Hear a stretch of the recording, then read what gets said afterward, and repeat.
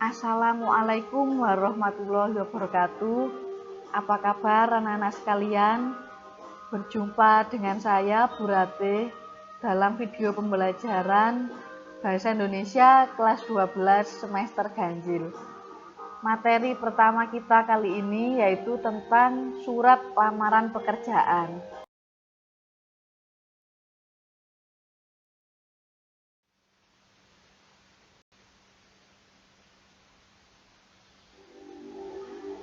Nah, sebelumnya silakan anak-anak cermati terlebih dahulu peta materi surat lamaran pekerjaan.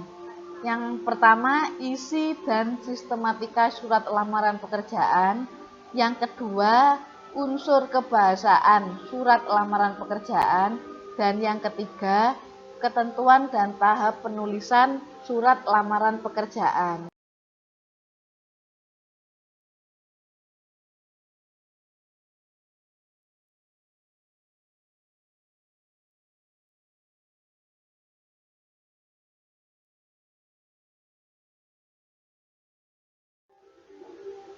Nah, yang pertama berkaitan dengan isi dan sistematika surat lamaran pekerjaan. Tapi sebelum itu, perlu anak-anak sekalian ketahui apa itu surat lamaran pekerjaan. Surat lamaran pekerjaan merupakan jenis surat pribadi resmi berisi permohonan pekerjaan kepada kantor, perusahaan, atau instansi tertentu. Biasanya, saat menulis surat lamaran pekerjaan, anak-anak juga perlu menulis daftar riwayat hidup. Apa itu daftar riwayat hidup? Daftar riwayat hidup merupakan uraian identitas seseorang meliputi nama, tempat tanggal lahir, riwayat pendidikan mulai SD hingga SMA atau perguruan tinggi, kemudian pengalaman organisasi, prestasi yang pernah diraih, dan hal-hal penting lain yang perlu dicantumkan. Daftar riwayat hidup merupakan salah satu lampiran yang wajib ikut saat menulis surat lamaran pekerjaan. Daftar riwayat hidup ini pada umumnya ditulis terpisah dengan surat lamaran pekerjaan yang utama. Jadi ditulis di lembar yang lain, lembar yang berbeda.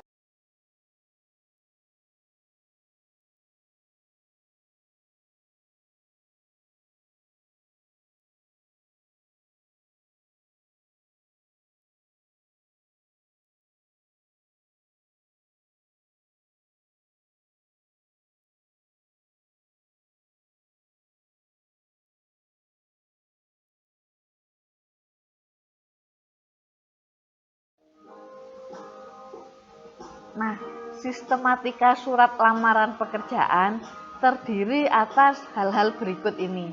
Yang pertama, tempat dan tanggal pembuatan surat. Yang kedua, nama dan alamat tujuan surat. Yang ketiga, salam pembuka surat. Yang keempat, pembuka surat.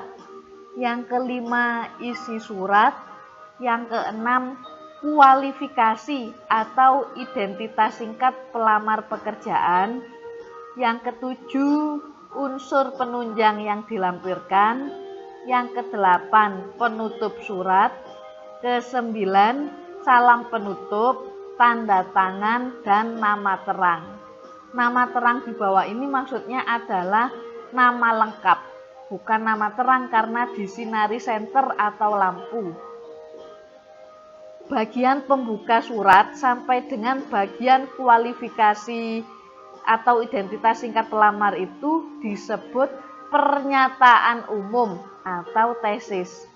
Selanjutnya, bagian unsur penunjang yang dilampirkan sampai dengan salam penutup dan nama terang itu disebut argumentasi.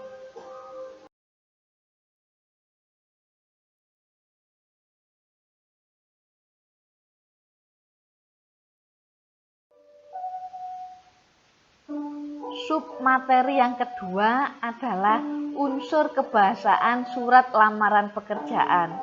Unsur kebahasaan ini terdiri atas 4 hal. Yang pertama, ketepatan pilihan kata. Kedua, kebenaran dan keefektifan struktur kalimat. Ketiga, kepaduan paragraf. Dan yang keempat, ketepatan penggunaan ejaan dan tanda baca.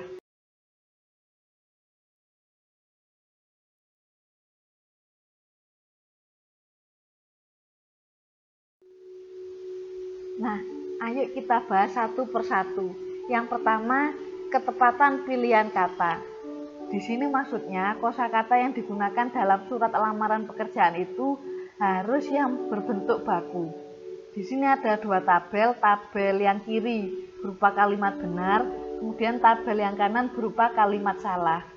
Contoh yang benar itu dengan hormat, kemudian hormat saya.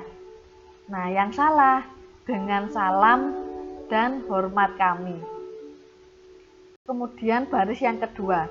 Ini contoh yang benar ya. Berdasarkan iklan yang dimuat di harian Jawa Pos pada 5 Juni 2019 tentang penerimaan karyawan baru di pabrik kue yang Bapak atau Ibu pimpin. Itu yang betul penyebutannya, Bapak atau Ibu pimpin. Mengapa kok ditulis Bapak atau Ibu? Karena belum tahu pimpinannya itu seorang laki-laki atau perempuan. Kalau sudah tahu, ya langsung saja ditulis di pabrik kue yang Bapak pimpin atau di pabrik kue yang Ibu pimpin begitu. Sedangkan contoh yang salah itu begini. Tentang penerimaan karyawan baru di pabrik kue yang Anda pimpin. Lah, kosakata Anda itu salah. Begitu juga kosakata kamu itu tidak dibenarkan. Salah karena tidak sopan dan tidak menghormati orang yang kita tuju surat lamaran kita itu. Baris yang ketiga, informasi tersebut saya terima melalui email pada pertengahan Maret 2019. Ini contoh yang salah. Info itu saya terima lewat email pada pertengahan Maret 2019. Lah, perbedaannya terdapat pada kata informasi dan info. Yang betul informasi. Kemudian tersebut dan itu. Yang lebih baku adalah tersebut, bukan itu.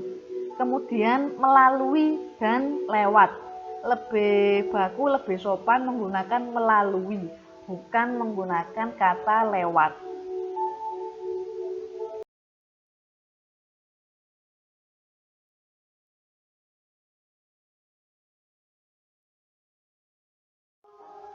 Unsur kebahasaan yang kedua yaitu kebenaran dan keefektifan struktur kalimat.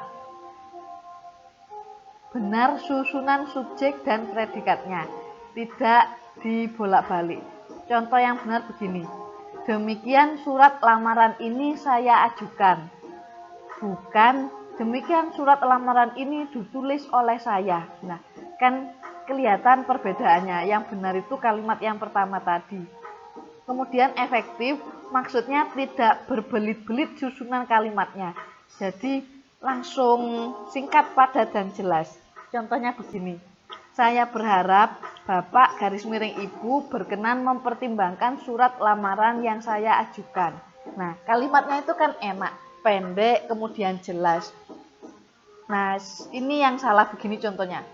Saya sangat berharap Bapak atau Ibu dapat kiranya berkenan untuk membaca dan mempertimbangkan surat lamaran pekerjaan yang telah saya ajukan terlebih dahulu ini.